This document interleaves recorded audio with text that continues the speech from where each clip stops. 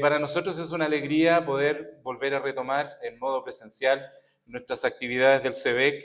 Es un tiempo para compartir. No fue fácil, no, reconocemos que retomar esta actividad, poder empezar esta nueva modalidad en días sábados, pero aún con todo, ¿verdad? Incluso ayer, a raíz del fallecimiento de la madre de nuestros hermanos Becerra, ¿verdad? Pero el Señor ha sido bueno en todo, tanto con nuestros hermanos, ¿verdad? Hemos tenido el tiempo suficiente para poder atender, a acompañar a nuestros hermanos y también poder ajustarnos y terminar las actividades del CB. Dicho esto, también invitar a la iglesia, una vez terminado nuestro culto aquí, vamos a acompañar a la familia de nuestro hermano Nelson y nuestra hermana Cecilia a la casa donde están siendo los servicios de su padre, de nuestro hermano Rumelio. Así es que vamos a tener un culto allí, así que todos los hermanos de la iglesia que quieran acompañarnos, bienvenidos para que nos acompañen en un servicio que vamos a tener después de terminada nuestro culto. No vamos a tener escuela bíblica hoy, eso ya fue anunciado, ¿verdad? Y tal como lo que estoy mencionando ya fue avisado por las redes correspondientes de la iglesia. Así es que creo que es importante que apoyemos a nuestros hermanos en esta situación, que no es en absoluto algo tan fácil de asumir. Ayer conversábamos con nuestros hermanos, terminado el funeral de su madre, nuestra hermana Irma, y yo les decía a Nelson y a uno de sus hermanos mayores, bueno, ahora hay que orar por el papá, hay que cuidarlo, ¿verdad? Y prepararse también, porque no sabemos cuándo el Señor, y después a eso de las 7 y tanto, nos llamaban para avisar que el hermano Rumelio había partido a la presencia del Señor. Entonces, oremos por nuestros hermanos en la fe, por la familia Vázquez, por todos los hermanos que allí están en estos momentos dolidos por la partida, ¿verdad?, de sus padres y de sus abuelos también. Nuestro hermano Ignacio, también de Punta Arenas, está allí, le vimos, y bueno, oremos por todos ellos para que el Señor pueda dar el consuelo y nosotros también poder ser de bendición para nuestros hermanos participando en un culto al Señor con ellos en un rato más. Bien, dicho esto, voy a invitarles a que puedan, ustedes, una vez más les voy a pedir que se coloquen en pie para que de manera reverente podamos oír la palabra del Señor. En la carta a los Filipenses, en el capítulo 1, voy a leer de los versículos 21 al 26, y dice como sigue. Porque para mí el vivir es Cristo y el morir es ganancia.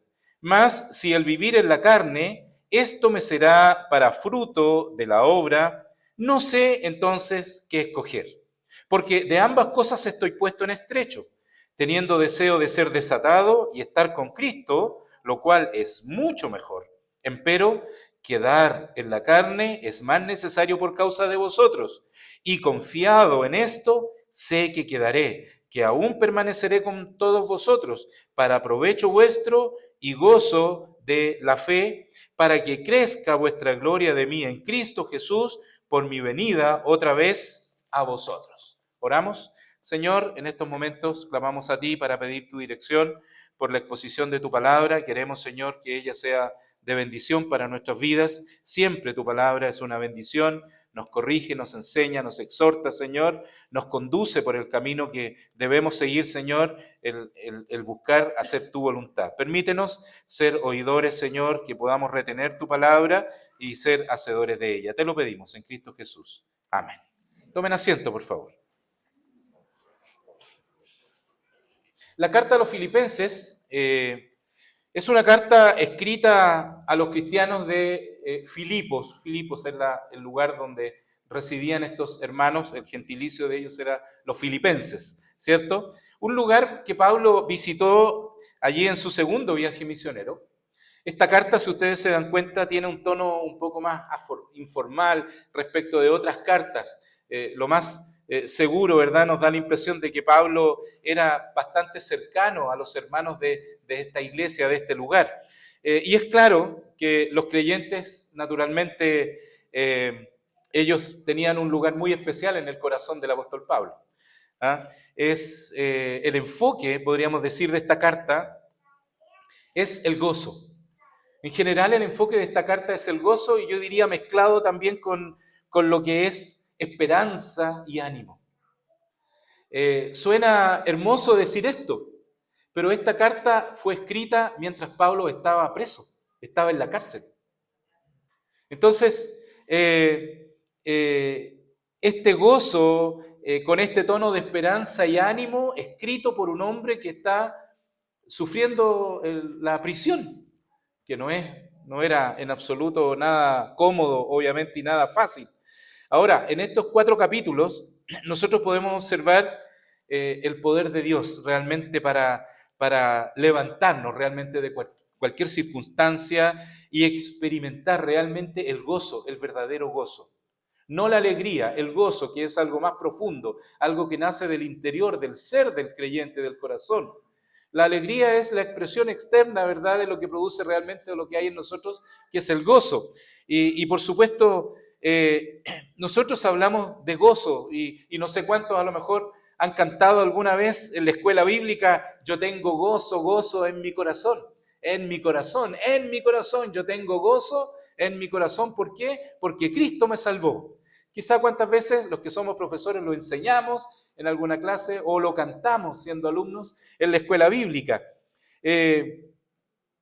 Pero el gozo realmente es un tema importante de considerar. Hemos estado estudiando aquí respecto de lo que es el gozo en la vida del creyente. ¿Saben ustedes que aquí en esta carta Pablo menciona 17 veces la palabra gozo? ¿Era importante para Pablo expresar esto a los hermanos en Filipo? Por supuesto que sí. Y es, por lo tanto, algo que también merece nuestra atención. Pero, ¿cómo es posible? Y aquí podemos preguntarnos algo. ¿Cómo es posible tener ese gozo en medio del sufrimiento? O en medio, podríamos decir, de la pérdida de algo grande. Hoy día tenemos a algunas familias de nuestra iglesia, ¿verdad?, sufriendo la partida. Ayer en los funerales de su madre o de su abuelita, y hoy día el velatorio de su abuelito o de su padre. Es algo que a lo mejor nosotros, pongámonos en los zapatos de nuestros hermanos, no sé si podríamos, ¿verdad?, estar tan tranquilos. Conversaba con el hermano Nelson ayer y la verdad que podemos entender lo que el apóstol Pablo dice aquí.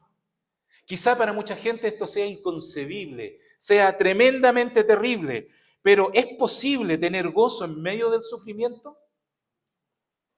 Pablo no es solamente un ejemplo de esto, porque Pablo sí lo tenía, sino que él además nos da la respuesta. Fíjense ustedes, Filipenses tiene 104 versículos y en estos 104 versículos me llama la atención, estaba buscando algunas referencias y hay un comentarista que hace referencia respecto de esto. 51 veces es mencionado directa o indirectamente en esta carta el Señor Jesucristo.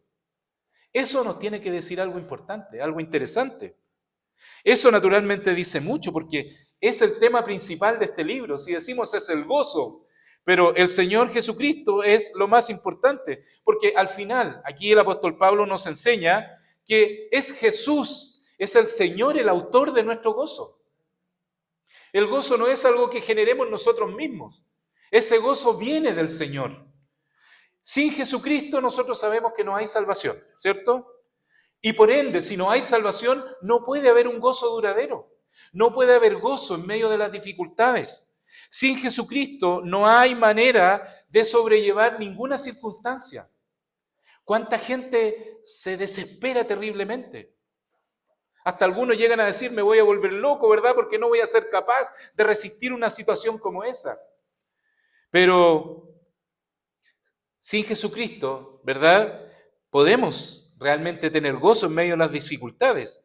Sin Jesucristo, en realidad, no hay manera de poder sobrellevar circunstancias difíciles, de amar, por ejemplo, a personas que son difíciles de amar, de reconciliarnos. Si no hay gozo, es difícil que podamos reconciliarnos. Si no hay gozo, es difícil que podamos perdonar. Si no hay gozo, ¿verdad?, difícilmente podemos vivir piadosamente. De hecho, Agustín escribe lo siguiente: donde está tu placer, está tu tesoro.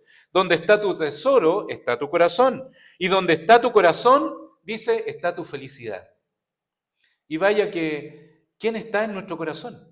Por eso, si Jesucristo no está en nuestro corazón, difícilmente podremos tener el gozo para sobrellevar situaciones difíciles. En esta carta, queridos hermanos, podemos ver nosotros que las circunstancias de Pablo, en realidad, si analizamos, eran todo menos gozosas. ¿Ah? Y la verdad, porque cualquiera, de acuerdo a cómo estaba viviendo aquí, fíjense, Pablo estaba preso.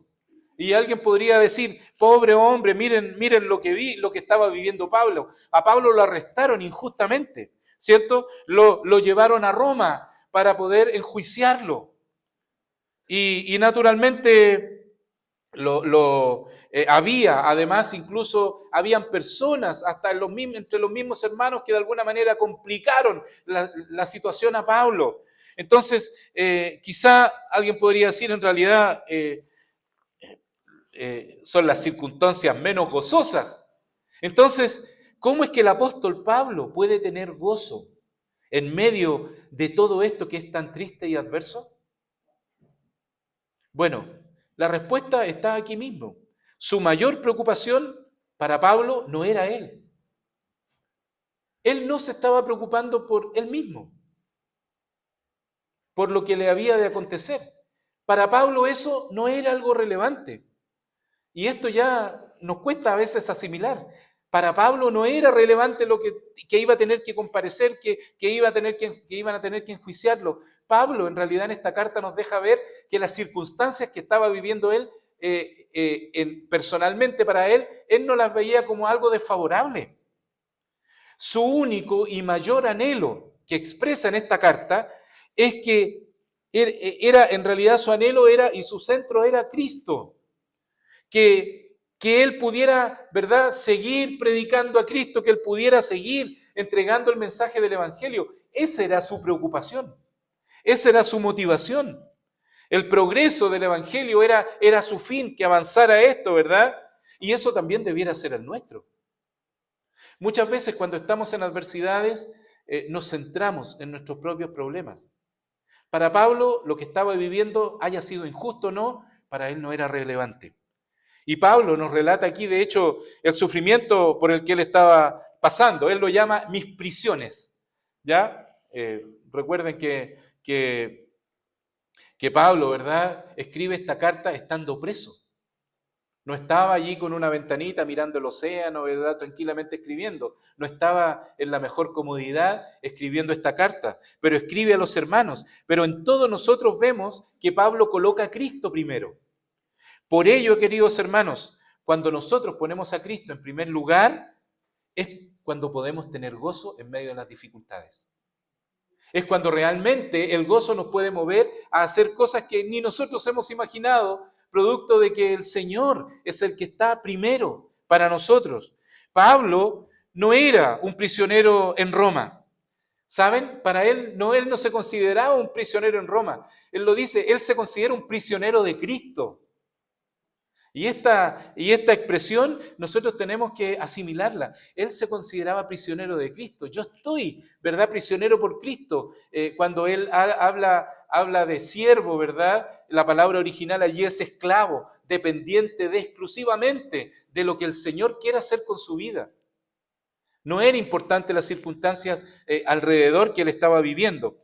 Los soldados para Pablo no eran sus guardianes. ¿Saben lo que era para Pablo? Miren lo que puede hacer el gozo en una persona. Para Pablo, los soldados que estaban ahí no eran los guardianes, no eran los hombres que lo tenían privado de libertad, no eran los hombres, ¿verdad?, que lo estaban haciendo sufrir. No. Para Pablo, los guardias que estaban ahí, los guardias romanos que estaban ahí, eran las almas a las que él tenía que predicarle. Eso es lo que Pablo está diciendo en esta carta. Eran almas sedientas de Cristo y él tenía que predicarles que Cristo murió en la cruz, ¿verdad? Ellos tenían que oír del Evangelio. ¿Se dan cuenta la perspectiva de Pablo en medio de estas situaciones? La verdad que me encanta leer esto, ver a Pablo en acción, porque era allí donde tenía que estar en ese instante para ganar a esas personas para Cristo. Pablo por eso dice, mis prisiones han sido célebres en Cristo. No encontramos a Pablo quejándose, que no me han venido a ver, hermanos, que ustedes no se han preocupado de mí, que miren que nadie me ha llamado, que esto, lo que hacemos normalmente a veces nosotros, ¿cierto? Cuando a veces estamos pasando una dificultad y nos quejamos que el diácono no nos llamó, que los diáconos no se han preocupado de mí, que el pastor menos, etcétera, etcétera, etcétera. Pablo no se queja absolutamente de nada. Pablo lo que dice, mis prisiones han sido célebres en Cristo. ¿Cómo entendemos esto? Lo entendemos desde el punto de vista de que para Pablo, Cristo estaba primero ante todo. No eran sus circunstancias. Eso, cuando hay gozo en el corazón de un hombre, de una mujer que tiene a Cristo en el corazón, eso es lo que tiene que motivarnos a seguir. Él aprovechaba cada ocasión, cada momento, cada oportunidad para hablar del Evangelio. El gozo en su vida lo mueve a poner, por lo tanto, sus prisiones en un grado muy inferior en relación a lo hermoso de poder predicarle de Cristo a otros. Fíjense ustedes qué interesante es esto. Porque para mí el vivir es Cristo y el morir es ganancia. Hermanos, esta es la filosofía de vida del cristiano. Esta era la filosofía de vida de Pablo, junto con poder transmitir también esto a sus hermanos. Era lo que él quería comunicarle a ellos. Hermanos, para mí, entiendan por favor, yo no estoy aquí amargado, ni triste, ni quejándome porque no me han venido a ver o porque no me han llamado. Hermanos, mis prisiones han sido célebres en Cristo. O sea, estoy fascinado de estar preso. Esto suena raro. Alguien diría, ¿cierto? Cualquier persona diría, este hombre está loco. Bueno, cuando Cristo está en el corazón, hermanos, cuando hay el verdadero gozo en el corazón, estas cosas para el mundo simplemente van a ser locura. Y por eso es que Pablo también hace referencia a eso, ¿verdad? En otro pasaje. Yo he escuchado muchas veces, hay varios creyentes que les gusta hablar de estar consagrados, o les gusta que se hable mucho de estar consagrados al Señor, que tenemos que estar consagrados al Señor, ¿verdad? Que hay que servirle y hay que hacer esto o aquello. Pero, hermanos, lo más importante, primero, es tener con Cristo una relación, una comunión, un compañerismo. Si eso no existe, difícilmente habrá gozo, difícilmente habrá deseo de servirle. Lo primero es que haya una comunión con el Señor. Y en Pablo estaba esa comunión diaria con el Señor.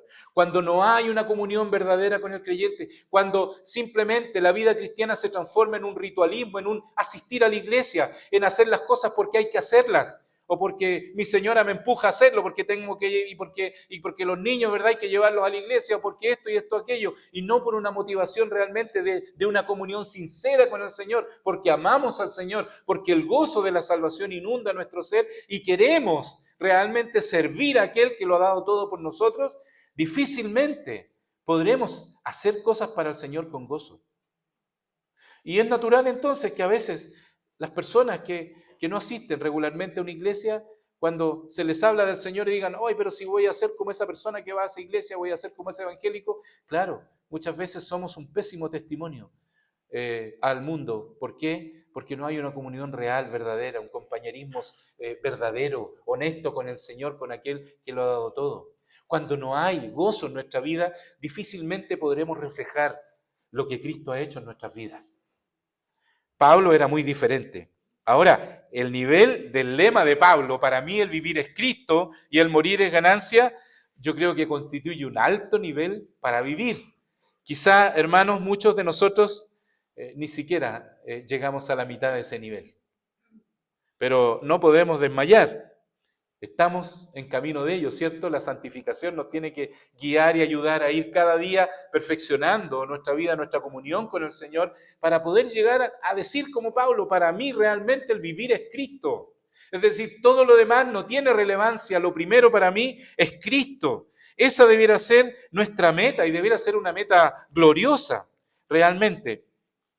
Si ustedes, si leemos allí, por ejemplo, el versículo 21, cuando dice, porque para mí el vivir es Cristo y el morir es ganancia, suena maravilloso, pero a Pablo también le causaba, en cierta manera, un conflicto. Y lo expresa en los versículos siguientes. Pablo se debatía entre dos aguas. ¿Ah? Yo sé que en realidad yo quisiera estar con Cristo, porque en realidad estar con Cristo es mucho mejor. Pero por ustedes, refiriéndose a los hermanos de Filipo, por ustedes siento la necesidad que me tengo que quedar. ¿Ah? Miren, menudo problema del apóstol Pablo. Yo no sé cuántos están en ese mismo debate, en ese mismo problema. ¿Cuántos dicen en realidad yo quisiera morirme luego? No sé si hay alguien que esté pensando de esa manera, porque estar con Cristo es mucho mejor. Para Pablo lo era. Y suena, lo más triste que para los cristianos a veces nos suena tan raro decir esto. Porque Pablo lo dice, estar con Cristo es mucho mejor. ¿Creemos eso? Si lo creemos, entonces a lo mejor debiéramos desear estar con Cristo pronto, ¿o no? Pero ¿por qué a veces no está ese deseo en nuestros corazones? ¿Será que no hay un gozo en el corazón verdadero, real, para poder desear estar con Cristo? ¿Será que los afanes de este mundo, las preocupaciones, las entretenciones de este mundo nos tienen tan atrapados que en realidad no queremos soltarnos de este mundo y nos aferramos tanto a él? Y claro, cuando nos aferramos tanto a las cosas de este mundo, cualquier circunstancia adversa o contraria a nuestros propósitos, a nuestros objetivos, van a ser un tremendo problema. Para Pablo no lo era. Miren el menudo problema de Pablo. ¿Saben? Hay dos personas que han escrito sobre esto, Shakespeare y el apóstol Pablo. ¿Sabían ustedes? Ustedes no sé cuántos habrán escuchado esta famosa frase de Shakespeare que dice, ser o no ser, esa es la cuestión. ¿Han escuchado esa frase? Bueno, este personaje que en el libro de Hamlet, ¿cierto? Escribe, se debate entre qué cosa, dice, se debate entre la vida y la muerte. O sea, ¿debo seguir viviendo o terminar con todo? Ese era el dilema que tenía este personaje en el libro ahí, en Hamlet, en el libro de Shakespeare. ¿Debo seguir viviendo? ¿Tiene razón seguir viviendo o debo terminar con todo esto? Él está luchando con esta pregunta, ¿cierto? Si sería mejor vivir o sería mejor morir. Y miren, y por otro lado, tenemos a Pablo con la misma situación. Pero qué tremenda diferencia con el apóstol Pablo. Porque Pablo escribe ahí a los filipenses en el capítulo 1, en este mismo capítulo, en el versículo 20, dice, conforme a mi mira y esperanza, ya hay algo diferente con este otro escritor, que en nada seré confundido. Antes bien, con toda confianza, como siempre, ahora también será engrandecido Cristo en mi cuerpo, o por vida o por muerte. Es decir, él está diciendo, como sea, Cristo va a ser exaltado en mi cuerpo, en mi vida. Cristo tiene que ser exaltado, ya sea que yo muera o que yo viva, el nombre de Cristo es el que tiene que ser exaltado. ¿Entienden cuál es la cuestión aquí? No era la de Hamlet, no era la de Shakespeare, la de Pablo. Era algo mucho más importante. De alguna manera, el dilema de Hamlet, cierto, que Shakespeare pone aquí, es la visión del mundo. Es lo que el mundo ve, lo que el mundo siente, lo que el mundo percibe respecto a esto. ¿Qué será mejor? ¿Cuánta gente, hermanos, transita por este mundo en una desesperanza total? Transita por este mundo tristes. Y nos encontramos con personas que se debaten muchas veces en que no le encuentran ni siquiera sentido a la vida. ¿Para qué seguir viviendo? Y otros debatiéndose, ¿verdad?, entre qué será mejor vivir o mejor morir y olvidarme de todos los problemas de esta vida. Y no encuentran solución alguna. La mayoría de la gente se concentra o se enfrenta o se enfoca en la segunda parte de lo que dice aquí Pablo, el morir. Y los cristianos también nos enfocamos muchas veces en el morir, ¿verdad? El morir en Cristo, o el morir, ¿verdad? Es Cristo. Pero en realidad yo quiero invitarles hoy día a que no nos enfoquemos en esa parte. Es la primera parte que creo que a veces es de la que menos hablamos. Y que es, para mí, el vivir es Cristo. Porque somos hoy día los que estamos aquí, los que estamos vivos. Esta afirmación del apóstol, hermanos, nos está diciendo que, ¿verdad? Que todo lo que Pablo ha intentado ser y ha sido hasta ese momento, se traduce en una sola palabra, Cristo. Así de simple. Este era, de alguna manera, el sumo gozo para Pablo, Cristo. El vivir es Cristo significa el gozo de poder proclamar el Evangelio de Cristo. Claro, Pablo predicaba en las sinagogas, predicaba en el Areópago, predicó en muchos lugares. El objetivo de Pablo era predicar a Cristo. Para mí el vivir es Cristo significa hablar de Cristo. Sus prisiones, dijo él, son célebres. ¿Por qué? Porque él tuvo la oportunidad de hasta los soldados que pusieron ahí para custodiarlo, él tuvo la oportunidad de hablarles del Señor. Es decir, Pablo veía en cada momento, en cada oportunidad, un momento especial para hablar de aquel que le había salvado y de aquel que era su sumo gozo. Vivir es Cristo, el vivir es Cristo significa el gozo de poder imitar el ejemplo de Cristo. Todo lo que Jesús hizo y dijo, eso es lo que Pablo también quería hacer y decir. Fíjense ustedes, la iglesia se benefició de su sagrado ejemplo, porque Pablo incluso le dice, sed imitadores de mí, así como yo de ¿quién? De Cristo. Hermanos, ¿qué haría Jesús? ¿Qué es lo que nosotros queremos hacer? Muchas veces tenemos que tomar decisiones y lo que menos nos preguntamos es, ¿qué haría el Señor en mi lugar? Sino que simplemente tomamos decisiones. Y no nos preguntamos, ¿qué haría el Señor Jesús en mi lugar? Pablo, ¿verdad? Cuando dice, imítenme a mí como yo imito a Cristo, era lo mismo. O sea, ¿qué hubiera hecho Cristo? De seguro Cristo si hubiera estado ahí preso, hubiera hablado a los demás, hubiera dado a conocer. Era lo que él quería. El vivir es Cristo significa el gozo de buscar también el conocimiento de Cristo, conocerle. Se habla mucho, ¿verdad?, de seguir a Cristo. Pero no sacamos nada de seguirle si no lo conocemos. ¿Cómo le vamos a seguir si no le conocemos? ¿Queremos conocer a Cristo cada día mejor? ¿Realmente? No solo recibir un montón de información, porque eso lo podemos recibir. Lo importante es realmente conocerle. Pablo dijo, ¿verdad?, cuando escribe allí a los Filipenses en el capítulo 3, versículos 10 y 11, a fin, dice, de conocerle a Cristo y el poder de su resurrección y la participación de sus padecimientos, llegando a ser semejante a Él en su muerte, si en alguna manera llegase a la resurrección dentro de los muertos, poder parecerme y poder ser semejante a Cristo lo que más pueda. Cristo era su objetivo, Cristo era el motivo de su gozo.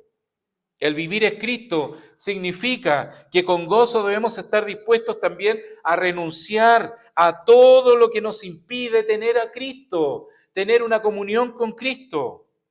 Hermanos, el testimonio de Pablo al respecto, miren lo que dice, pero las cosas que para mí eran ganancia, dice ahí en el capítulo 3, versículos 7 al 9 a los Filipenses, helas reputado pérdida o las he considerado pérdidas por amor de Cristo. Todo lo que he logrado, todo lo que he sido, todo lo que he obtenido, lo considero una pérdida con el objetivo de ganar, ¿cierto?, por amor a Cristo, dice. Y ciertamente aún rechazo o reputo, ¿cierto?, todas las cosas pérdidas por el eminente conocimiento de Cristo Jesús. Es decir, para mí está primero conocer a mi Salvador. Hermanos, el gozo verdadero viene del Señor. Y cuando ese gozo está en nosotros, querremos entonces conocer a nuestro Señor. Entonces es bueno que nos preguntemos, ¿cómo está? Si hubiera un indicador, ¿cierto? Un timer, no sé, hubiera un termómetro, algo que mida qué nivel, ¿verdad?, tenemos en nuestro corazón de realmente de querer conocer a Cristo. ¿Cómo está ese nivel? Si hubiera un nivel para medir el gozo en nosotros, ¿cómo está ese nivel hoy día en tu vida, en mi vida, en nuestra vida, hermanos?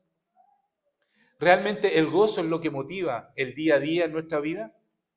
Hay un gozo cuando llega el día domingo y dice, qué bueno, vamos a poder estar en la iglesia, vamos a poder oír la palabra del Señor, vamos a poder aprender del Señor. ¿Hay un verdadero gozo? ¿Hay una verdadera motivación? Pues simplemente hay que hacerlo porque tengo responsabilidades y porque pobre que no las haga. Eso no era para Pablo, eso no corría. Para Pablo, cada circunstancia de la vida estaba movida por el Señor. Su sumo gozo era el Señor. Él no hacía las cosas para caerle bien a los hermanos, para estar bien con los hermanos. Él quería animar. Si no, no tiene sentido desde la prisión escribir una carta y decirle que estén siempre gozosos. ¿Sí o no? Claro. porque en su corazón había gozo. Por el amor, dice, por amor del cual lo he perdido todo y téngolo por estiércol para ganar a Cristo y ser hallado en Él, no teniendo mi justicia, que es por la ley, sino la que es por la fe en Cristo, la justicia que es de Dios por la fe. Es decir, este gozo solo puede venir por la fe en Cristo.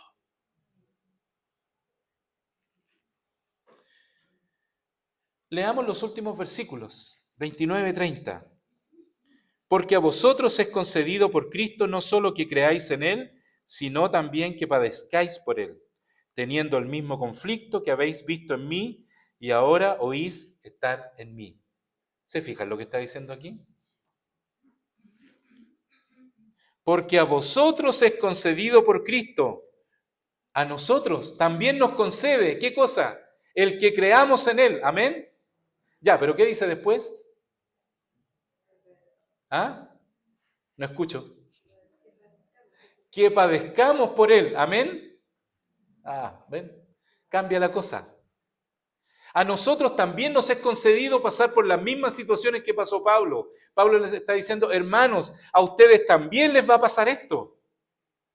No solo que crean en Él, no solo que fortalezcan su fe y no solo que haya gozo en sus corazones, sino que tengan que padecer por la causa de Cristo. Y esa parte no nos gusta o la olvidamos, no hemos leído estos versículos. Para que después, miren lo que dice, porque a vosotros es concedido esto, ¿para qué? Teniendo el mismo conflicto que habéis visto en mí. ¿Cuál era el conflicto de Pablo?